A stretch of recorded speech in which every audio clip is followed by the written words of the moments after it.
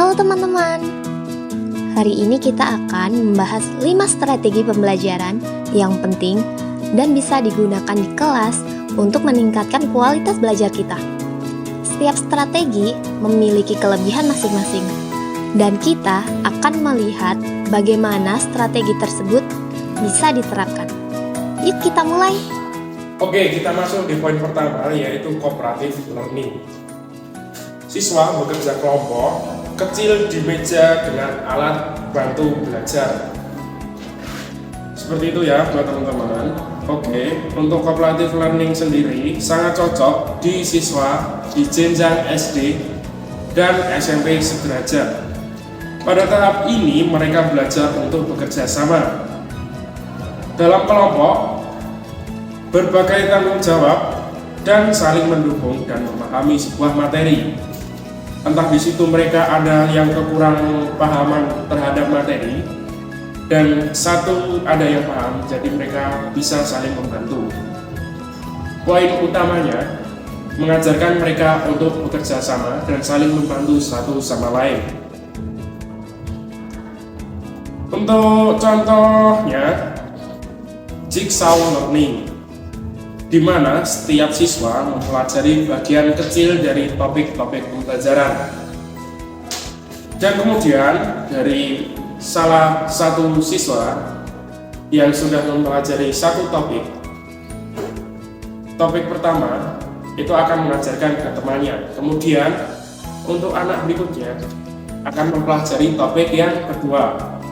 Dan mereka yang nomor kedua ini akan mengajarkan kepada mereka teman-teman yang mempelajari topik yang lainnya, dan seterusnya.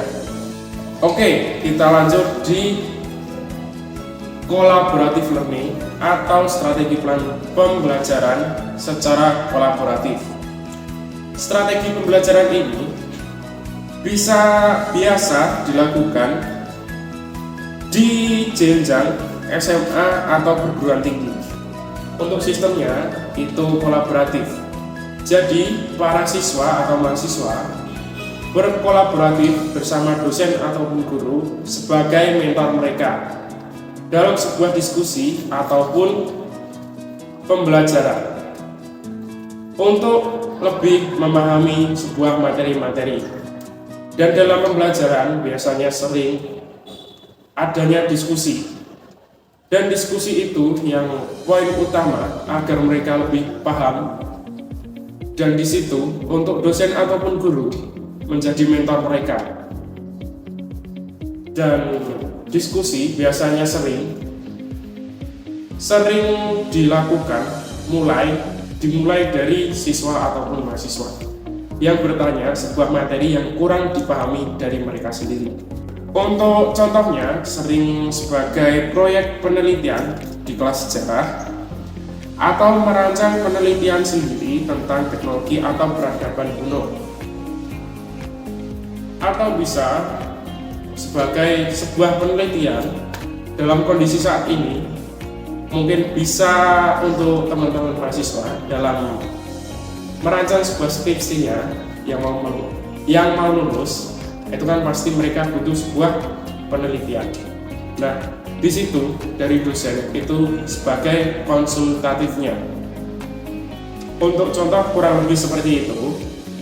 Strategi yang kedua ini kita cukupkan. Kita lanjut di strategi ketiga, yaitu strategi individual learning. Untuk individual learning sendiri, ini siswa bekerja sendiri atau belajar sendiri menggunakan buku ataupun teknologi. Menggunakan sebuah buku atau teknologi, jadi siswa itu akan melakukan sebuah pembelajaran atau belajar, dan buku itu sebagai sumber ilmunya, ataupun teknologi zaman sekarang seperti internet yang bisa kita buka untuk Google, mencari ilmu-ilmu atau sumber-sumber ilmu di situ. Oke, untuk individual learning cukup simpel karena sering kita lakukan secara tidak langsung.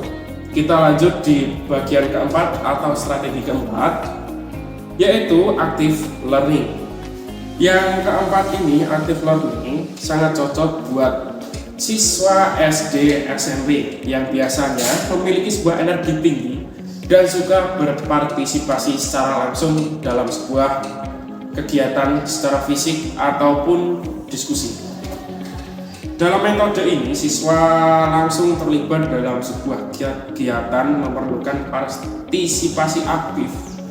Jadi poin utama di sini agar sebuah pembelajaran itu berlangsung secara lancar dan efektif, poin utamanya itu keaktifan dari siswa itu sendiri. Dengan keaktifan siswa ini, kita juga bisa membantu siswa untuk mengembangkan pola pikir mereka, keterampilan mereka dalam berpikir kritis dan memecahkan sebuah permasalahan. Keterlibatan langsung tersebut dapat membantu mereka untuk memahami materi lebih baik karena mereka belajar melalui sebuah pengalaman dari pembelajaran tersebut. Dan kita lanjut di quantum learning. Oke, kita lanjut di strategi yang kelima, yaitu sebuah strategi pembelajaran quantum learning. Di sini untuk strategi quantum learning itu bisa dilakukan dengan menambahkan sebuah musik atau alat, instrumen-instrumen untuk menimbulkan suasana positif di dalam kelas agar dari teman-teman siswa itu lebih nyaman dalam sebuah pembelajaran. Dengan melibatkan elemen-elemen seperti musik, gerakan, atau suasana positif yang menciptakan lingkungan belajar yang menyenangkan dan mendukung. Ini sangat efektif juga di jenjang sekolah dasar dan SMP. Karena anak-anak di usia tersebut sangat responsif terhadap pendekatan belajar yang melibatkan elemen kreatif seperti musik, gerakan, atau suasana positif. Untuk ini biasanya sering digunakan mengajar konsep pemecahan dengan menggunakan lagu-lagu interaktif dan permainan fisik. Itulah tadi 5 strategi yang bisa kita terapkan di kelas.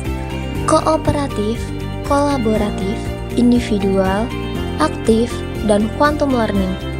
Setiap strategi memberikan cara belajar yang berbeda, yang bisa disesuaikan dengan kebutuhan siswa dan tujuan pembelajaran.